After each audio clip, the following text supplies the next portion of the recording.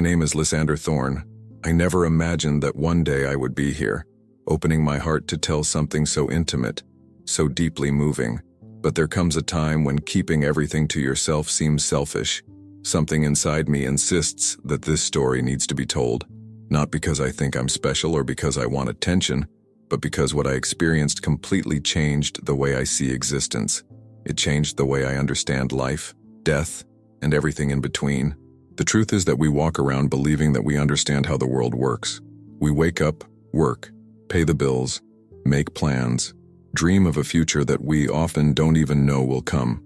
We convince ourselves that we have control over things, that we are in control. But all of this can be shattered in a second. All it takes is an instant, an unexpected event, and everything that seemed solid crumbles like a sandcastle swept away by a wave. It was supposed to be just another ordinary night. Nothing special. A simple dinner with some friends. Laughter, casual conversation, that lightness that comes with a well-known routine. After dinner, I said goodbye as I always did, between a wave and a talk later without any rush.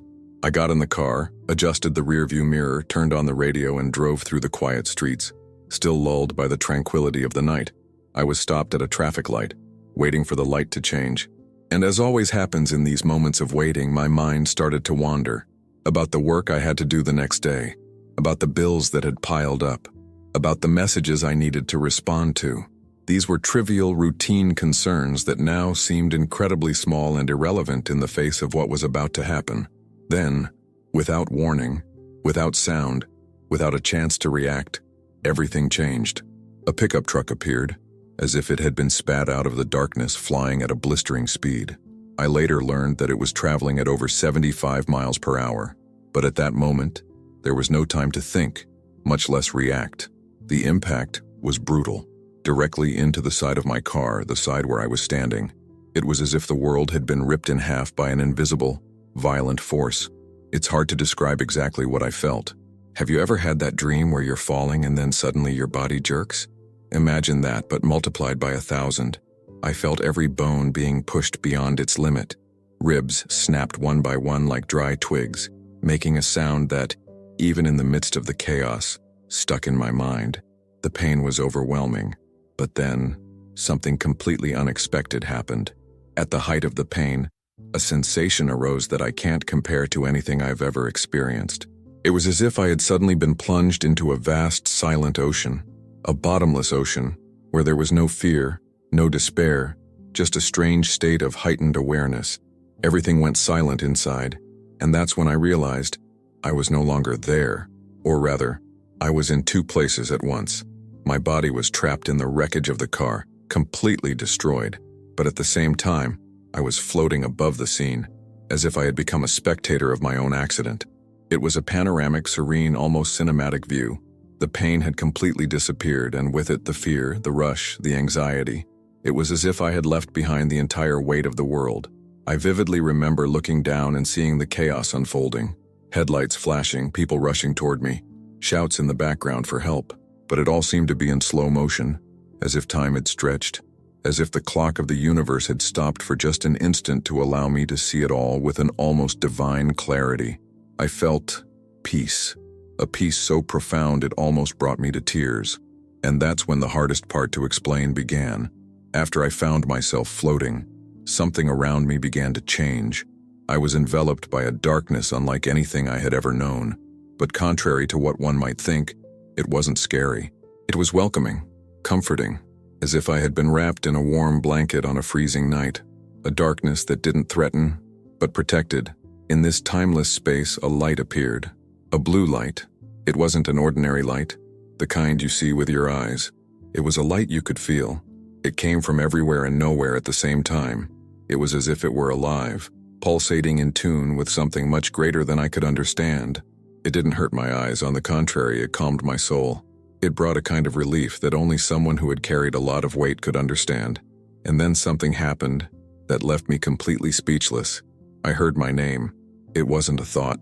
It was a real, clear voice. A voice I knew like the back of my hand.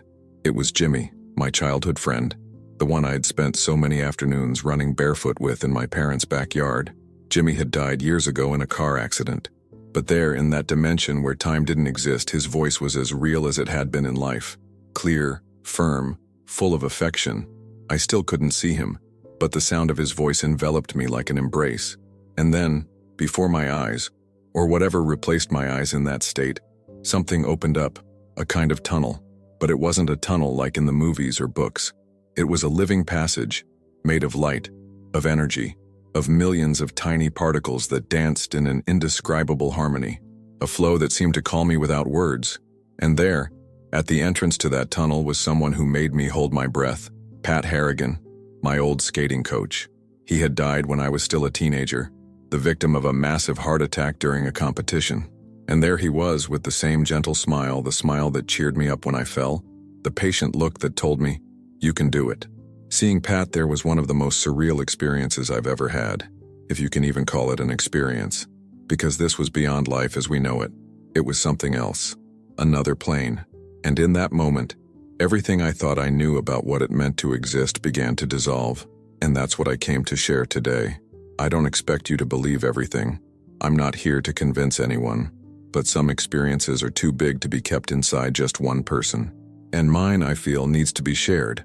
He didn't say a single word, but he didn't have to. Pat's smile, that same quiet smile he used to encourage me in training when I thought I couldn't do it, said it all. It wasn't just a reunion with an old friend. It was a kind of silent welcome, as if he knew exactly where I was and why I needed him there. There was an ancient calm in his gaze, a wisdom that went far beyond the life we'd known together. His presence enveloped me in such an intense, reassuring way that for a moment everything else lost its meaning. I felt absurdly safe, like a child lost in a crowd who sees his father's familiar face and knows that everything is okay now. It was as if the universe had stopped for a moment to offer me that feeling of absolute belonging. All the pain, all the fear, all the confusion evaporated. The accident, my body, the world I had left behind, it all seemed distant, almost irrelevant. In that moment, all that mattered was Pat's presence and the knowledge that I was exactly where I was supposed to be. It was as if I was coming home after a long, lonely journey, and someone very dear to me was there, at the door, waiting for me with open arms. But then something changed.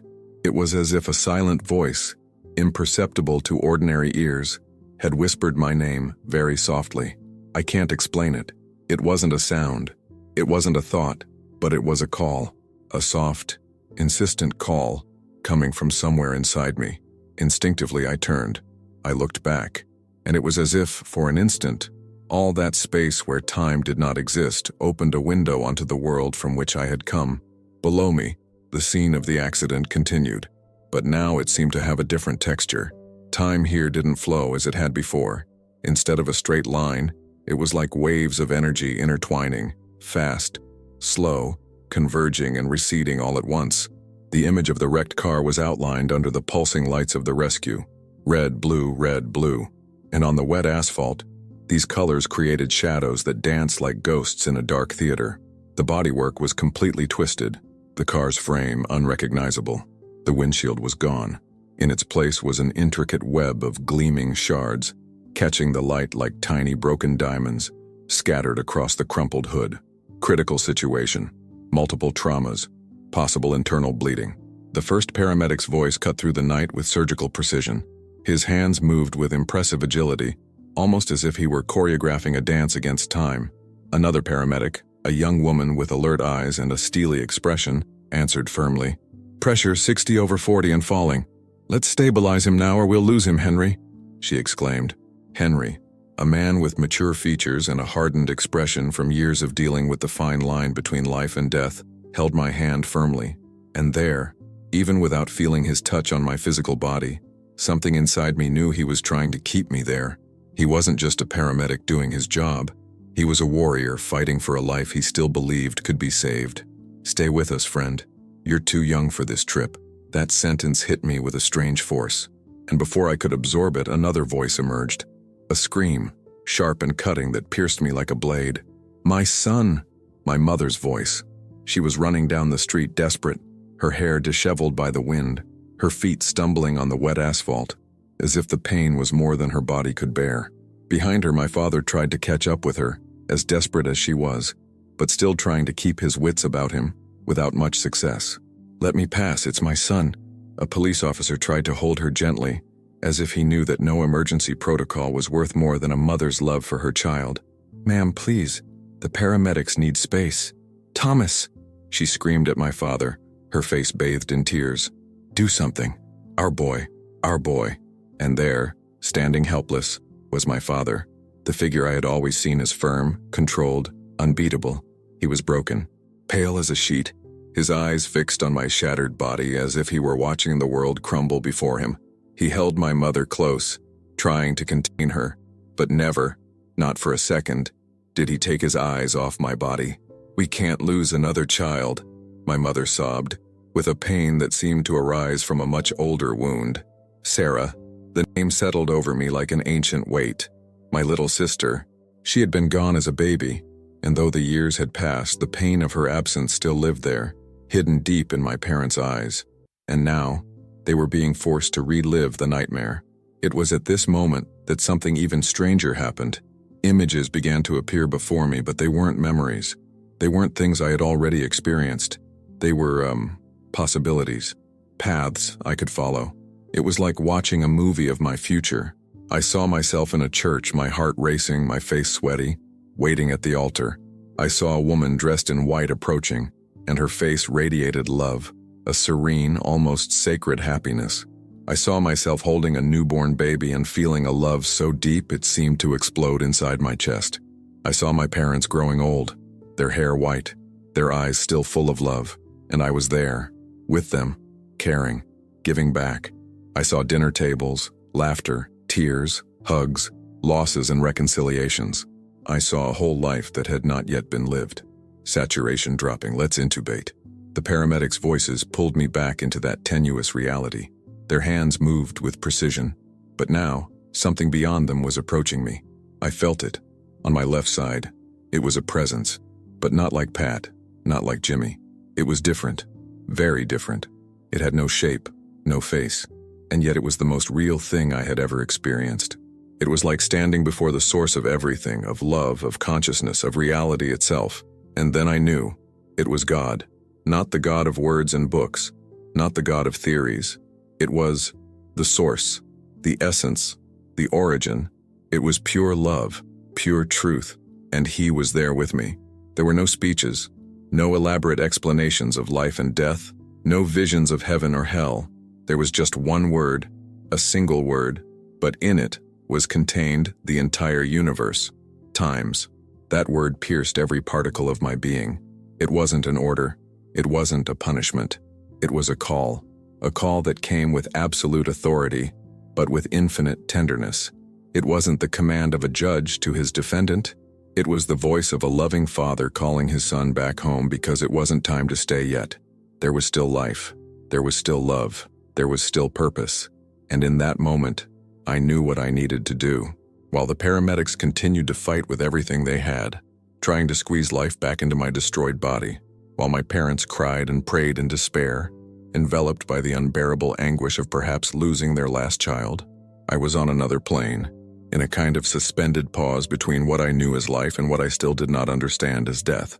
The rescue lights, those pulsing sirens alternating between red and blue, continued their hypnotic blinking, almost like the beat of a giant heart trying to keep time moving. And in that beat, on that threshold between two worlds, I realized something that still echoes within me to this day. I had a choice. It wasn't an imposed or forced choice. It was an invitation, a moment of total freedom, but also of absolute responsibility. The choice I would make there wouldn't just change my destiny. It carried implications that extended beyond me, touching the lives of everyone who loved me, of all the stories that were yet to unfold. It was like holding the invisible threads of destiny and deciding whether to continue weaving them or leave the loom empty. And then, everything changed. It was sudden, instantaneous, as if someone had turned the page of a book and from one paragraph to the next, I had been transported to a new chapter, a new setting, a new space.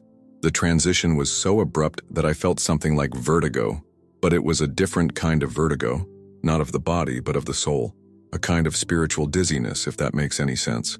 The place I was in was like nothing I had ever seen or imagined. The air, how could I describe the air? It wasn't just an invisible substance, but something dense, almost solid. It had weight. It had intention. It was as if I were immersed in a lake of raw emotion, a lake of thick melancholy, where every step or thought required an immense effort.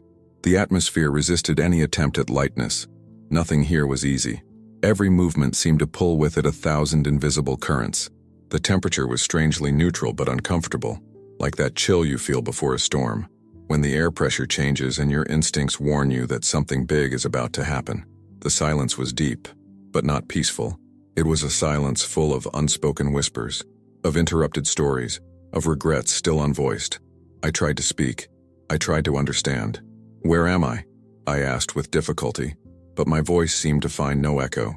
It was swallowed up by the density of the place, as if the environment absorbed not only sound but also intention. "This is the Valley of Shadows." The voice that answered came from my left. It was neither loud nor threatening. It was calm, clear, and confident. I turned slowly, and there stood a figure that could only be described as an angel, but not in the way we were accustomed to imagine. No shining white wings or golden halos. This presence was restrained, humble even, as if it had chosen not to shine with all its strength, respecting the darkness of that place so as not to overshadow the souls that were there. As my eyes, or my perception, adjusted to that dense darkness, I began to see them. The souls. They wandered like broken shadows, shrouded in a mist that seemed to rise from the ground itself. Some seemed lost, walking in aimless circles. Others were huddled together, trapped in states of silent anguish. And there were groups too clustered around specific figures, as if even on this plane hope still drew them to wherever there was a spark of direction. My gaze was immediately caught by one of these figures, a man of imposing yet welcoming presence. His eyes, even from a distance, conveyed a compassion so deep that it seemed to embrace the souls around him. "Is that?" I began to ask, recognizing the figure without being sure how or why. "Yes," the angel replied before I could even finish my sentence. "It is Muhammad." I stood there motionless, surprised, confused. I had heard many stories in my life about spiritual figures, about heaven and hell, about who deserved to be where, but there, in that place that seemed like a purgatory for the soul, there he was, surrounded by other souls, many of them visibly Muslim by the way they dressed, by the way they carried themselves. Muhammad spoke to them in a low, firm, loving voice. I didn't understand thy words, but I understood the tone. He comforted them. He guided them. It was like a lighthouse in a stormy sea, and although I couldn't hear the content of his sentences clearly, I felt that what he said touched their souls deeply. I was tempted to ask, "But why? What is he doing here? Shouldn't he?" But before I could say anything that sounded ignorant, the angel spoke gently. "You're wondering what a prophet would be doing in a place like this?" I nodded, embarrassed. "Take a closer look," he said, giving a subtle nod. I got closer, and then I saw something that left a deep impression on me. Muhammad knelt before a man who wept silently, trembling like a child. His pain was palpable, his guilt a heavy pall on his shoulders. "I don't deserve forgiveness," the man said between sobs. "The things I did, in the name of faith, I thought I was right." Muhammad reached out his hand, placing it on the man's shoulder with an almost paternal gentleness. "Sincere repentance is the first step toward the light," he said, his voice firm but non-judgmental. "It's not your faith that brought you here, brother. It's the choices you made with it. And it won't be your faith that keeps you here. It's your willingness to learn, to acknowledge your mistakes, and to grow from them." I looked around and saw other souls listening, touched by those words. Some were crying silently. Others seemed to be deep in thought. There was hope there, a subtle, fragile hope, but it was there. "This place," the angel spoke in a calm voice, "is not a place of condemnation. It is a field of healing. It is a place of transition, of learning. Muhammad is not here as a prisoner. He is here by choice, out of love. He guides those who have used his teachings in a distorted way, who have lost their way believing they were right." I was silent. His words echoed inside me like waves. It was like watching a doctor working in a spiritual ward of an invisible hospital. He treated wounds that didn't bleed, but hurt more than any physical cut. "And he is not the only one," the angel continued. "Divine truth transcends any boundaries that men have created. Here, there are no Jews, Christians, Muslims.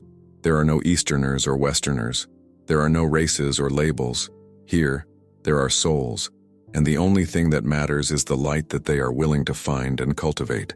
I stood there in silence, absorbing everything.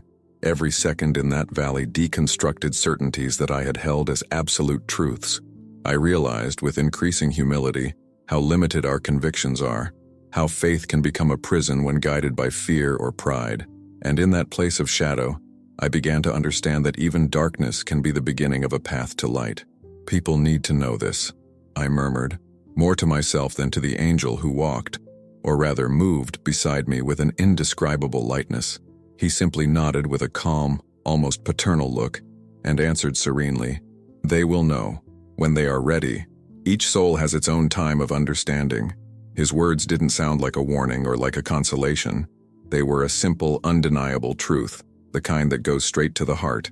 And then he continued softly, "For now, you have seen enough. It is time to go back. To go back." Such a simple word, but at that moment it carried a weight that no dictionary could measure, as if the word itself hid an entire mountain range behind it. After what I had experienced, the Valley of Shadows, the presence of lost souls, the learning that transcended religions and borders, returning seemed almost unnatural. But I knew, with the same clarity I had felt when I heard the divine presence command "return," that this was the next step. The process of return, however, is far from being something that our language can express with precision. There is no path, there is no direction. It is not about going down, going up, going in, or going out. It is something more subtle, more visceral. I felt as if my being, whatever that was now, was beginning to dissolve into particles, as if I were becoming smoke, a conscious mist, and that mist needed to reconnect with something that was no longer as familiar as it once was. My body. Returning to the physical body was one of the most disconcerting experiences of my existence. Imagine trying to put on a soaking wet glove with your hands also wet, on a cold night. That resistance, that feeling of forcing something that doesn't want to go in. Now multiply that 1,000 times and try to apply it to the soul. I entered through my head. I remember it with absolute clarity. It was like diving into a frozen lake with my entire consciousness, but in reverse. I was not moving in the water. It was the water, dense, heavy, opaque, that absorbed me. I felt every point of contact between my spirit and matter. Every cell seemed to resist me, as if my body were screaming, "No, I was asleep, I don't want to wake up like this." There was a force, invisible and silent, that was pulling me inward, and another that was trying to push me back into the ethereal. It was a battle without shouting, but full of tension. And the strangest thing, it required effort. Concentration, as if staying anchored to the body required something I no longer knew how to control. My vision was the first thing that came back, but not as it had been before. Everything was blurry, as if I were looking at the world through a thin tube, a dark tunnel that only let in a sliver of light. The colors were there, but faded. Red looked brown, blue was almost gray. It was the physical world, but without its original vibrancy. The sounds came in distorted waves, muffled, as if everything was happening outside a pool where I was submerged. Voices reached me but fragmented, echoing with a delay. Words without context. Noises that tried to pull me back to lucidity but left me even more confused. It was then that I felt something. A hand. Warm. Firm. Human. It was the hand of Henry, the paramedic. And that touch was perhaps the most important element in the entire process of returning. It was my anchor. It was what kept me there when everything inside me wanted to return to that lightness, to that freedom that I had just left behind. His presence, holding my hand and murmuring words I could barely understand, was like a beacon in the fog. I wanted to let go. I wanted to float away again. But there was something in that simple gesture that told me, "It's not over yet." I tried to speak. I tried to move my mouth. Nothing. My body was a suit that was too heavy, misshapen, as if my limbs were made of lead. I was lucid, fully aware, but out of control. Each breath was a choice, a deliberate effort. Breathe, now let it out. It was as if I had to relearn how to live, cell by cell. The ride in the ambulance was honestly one of the most intense battles. Every bump, every turn, every siren in the background, everything seemed to want to push me out of my body again. It was like trying to hold on to a balloon with a slippery string. As much as I wanted to stay, something inside me felt ready to go, and no one there could see what was really happening. The paramedics monitored vital signs, administered medications, checked pupils, oxygen, blood pressure. But the real war was invisible, spiritual, a silent battle to keep my soul connected to my flesh. Arriving at the hospital, the contrast between the spiritual and the bureaucratic was almost comical. There was a medical team ready to receive me, but for some reason that escapes me to this day, there was a problem with the insurance. That's right, between life and death, bureaucracy still had power. It's almost poetic and tragic. Someone had decided I was stable enough to go home. My parents stood there, stunned, still in shock. In their eyes, a weariness that only parents know, the trauma of nearly losing a child. And now, the absurdity of seeing the hospital release someone who could barely keep his eyes open. But they were too fragile to fight the system. And so, I returned home. My childhood bedroom welcomed me like an old forgotten friend. The walls still had the same wallpaper, those faded drawings of stars and planets. The posters from my teenage years were still there, untouched by time, as if waiting for me to one day be that boy again. But nothing was the same. It was like seeing everything for the first time. When I woke up that morning, the sun was already streaming through the window with that soft, filtered glow of the old curtains in my childhood bedroom, the same ones that had been there since I was 12. The sounds in the house were familiar, but there was an eerie silence as if even the walls knew something had changed. My mind was a whirlwind. Memories of the accident, the out-of-body experience, the tunnel of light, Pat, the valley of shadows, the divine presence, all of it mingled with the intense pain that throbbed in every fiber of my body. But the physical pain, intense as it was, wasn't what bothered me most. What troubled me deeply was the feeling of being out of place, of no longer fitting into this world as I had before. It was like wearing clothes that had shrunk in the dryer. You could wear them, but they pulled and pinched in the wrong places, and you felt like you weren't the same person you were before. Every time I closed my eyes, I was afraid of letting go again, afraid of floating away, of disconnecting from my body like I had on the night of the accident. It was like living between two worlds without knowing which one was really mine. The doctors had released me too soon. I knew it. My body was still screaming for help, and my mind was barely beginning to understand what had happened. I needed help, observation, maybe even an explanation. But here I was, thrown back into everyday life, alone, in the same room where I had learned to write my name, where I had cried over my first heartbreak, where I had dreamed of being an astronaut. But none of it made sense now. It was then that, amidst the mental chaos, a memory emerged with crystal clarity. A seemingly small detail, which perhaps anyone would have overlooked during an experience as grand as the one I had lived.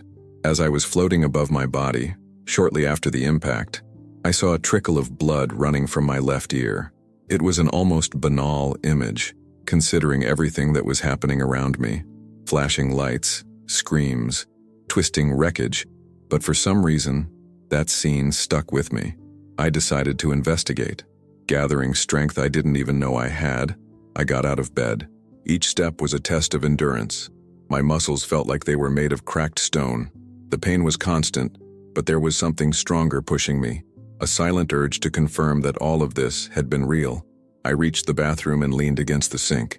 The cold light in the mirror flickered for a second before steadying, revealing my bruised, pale face, still fresh from the bruises. I looked directly at my left ear. My heart was pounding, and there it was, the blood, dry, darkened, forming the exact trail I remembered seeing, from above, from the outside. It was impossible. I would never have seen it lying unconscious, trapped in the wreckage. That angle, that detail, was only visible from outside the body. My knees buckled and I sat on the edge of the tub, shaking. This wasn't just a physical mark. This mark was proof. The first concrete anchor that everything I had experienced out of body was real. This wasn't a trauma-induced hallucination. This wasn't a delusional dream. I had actually been out of my body. I had seen it, I had seen myself. And with that confirmation, all the other images from the experience came back with full force. Pat's smile, the blue light that seemed to breathe, the tunnel made of dancing particles, the valley of shadows, Vina's presence, the voice of God. Everything came back with renewed weight, not as hazy memories of a nightmare, but as records of a journey lived with an open heart. From that moment on, I began to understand that what I had experienced was not just a miracle of survival. It was a mission, a calling, and it required more than simply coming back to life. I needed to face everything that it meant. The next day, even though my body was still broken, I decided I had to go back to the accident site. It wasn't rational. It was instinctive, as if something was pulling me there, as if the place held something I had yet to understand. I convinced my father to take me.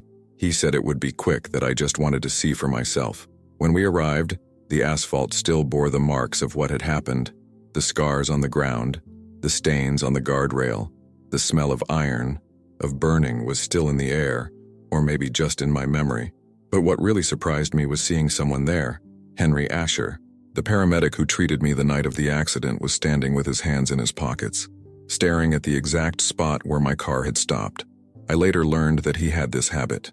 Whenever a case really got to him, he would come back the next day to process it, to understand it, maybe even to pray. When he saw me, what happened was unbelievable. His face went pale. His eyes widened as if he had just seen a ghost. He stood there for a few seconds without saying anything. Then he began to walk slowly toward me, as if he could not believe what he was seeing.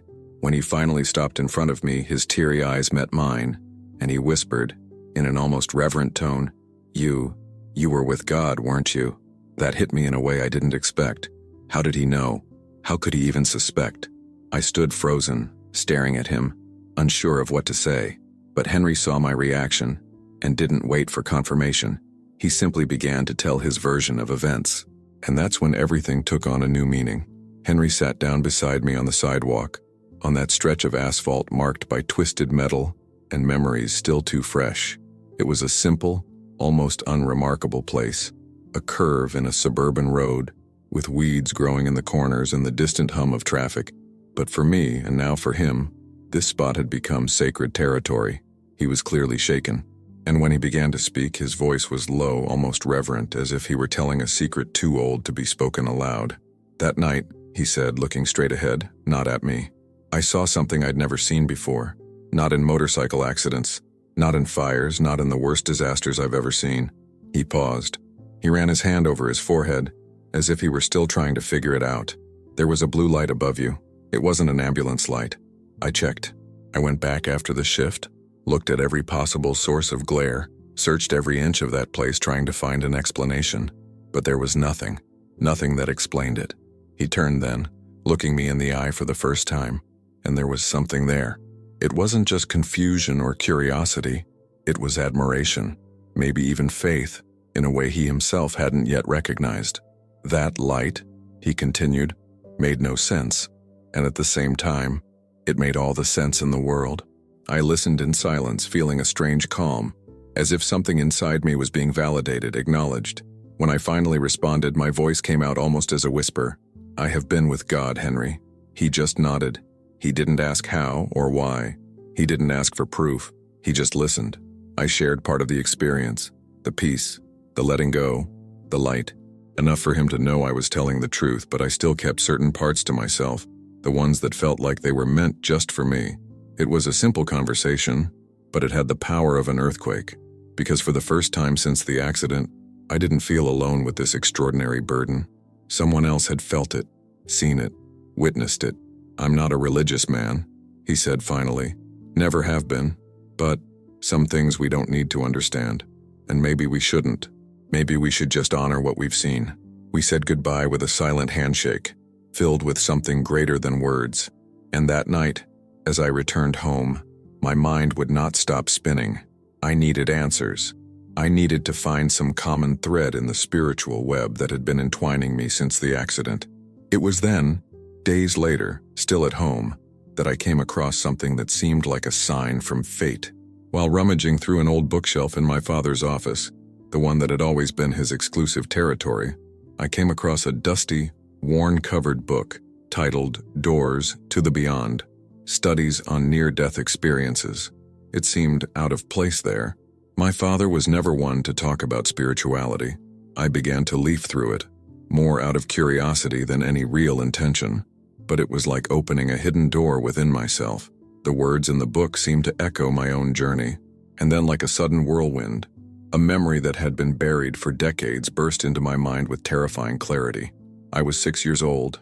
I was sick, with a fever so high that my mother couldn't sleep for 3 nights. I remember the rush to the hospital, the cold sheets on the bed, the metallic taste in my mouth. But there was something else. Something that until then had been blocked inside me. I saw it.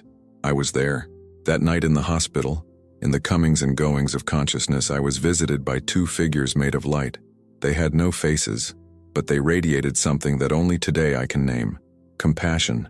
They reached out their hands to me, and behind them was a vast golden field that seemed to pulse with a life of its own, a place so beautiful, so serene, that all the pain disappeared, all the fever, all the worry. Everything was gone. I almost went with them. I was ready.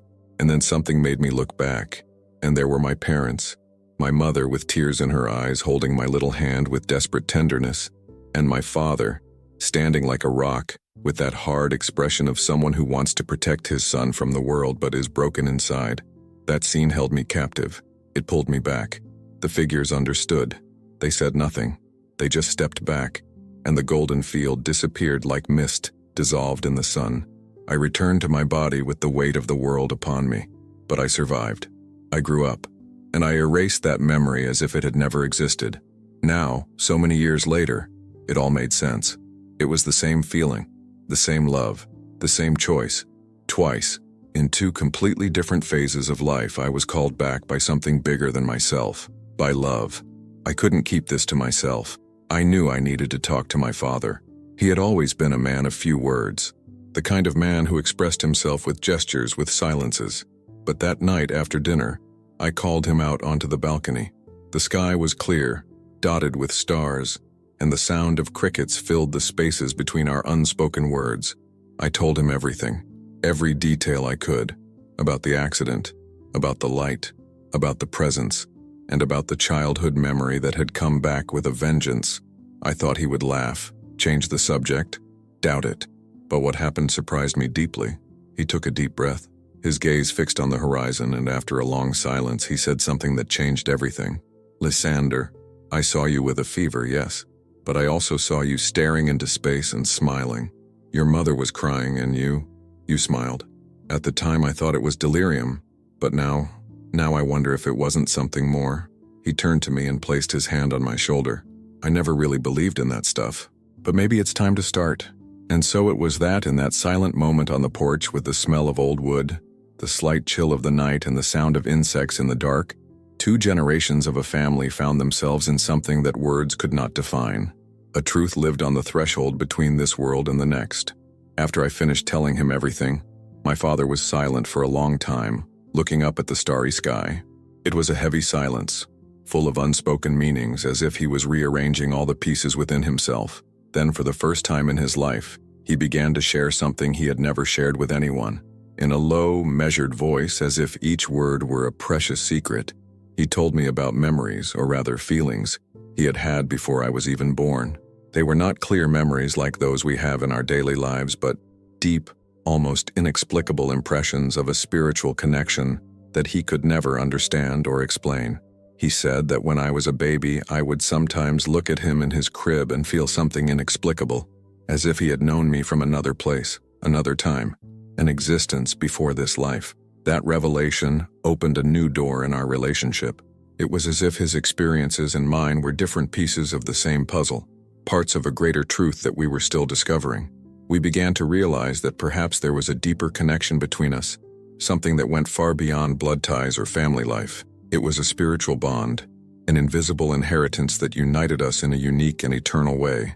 Today, I look at life in a completely different light. Every moment has taken on a special meaning. The little things that once seemed insignificant, the smile of a stranger, the soft sound of falling rain, the warm embrace of someone we love, now carry a new importance, a quiet beauty that touches the soul. I understood that every breath is a gift, and every heartbeat, a new chance. I didn't create support groups, I didn't write books, or become a preacher. I continued to live my normal life, working, spending time with family and friends. But I carry with me a calm and profound certainty. There is something more, something beyond this physical existence that we know. It is not a certainty that I need to prove to anyone, nor something that I want to turn into a religion. It is an intimate, personal knowledge that has forever changed the way I see the world and everything around me. Many people ask me if I'm afraid of death after all this. The truth is, I'm not anymore. Not because I want to die, I love life and intend to live it to the fullest, but because I now know that death is not an end, it's just a passage, a transformation. As my father said that night on the porch looking up at the stars, life is much bigger than what we can see with our earthly eyes.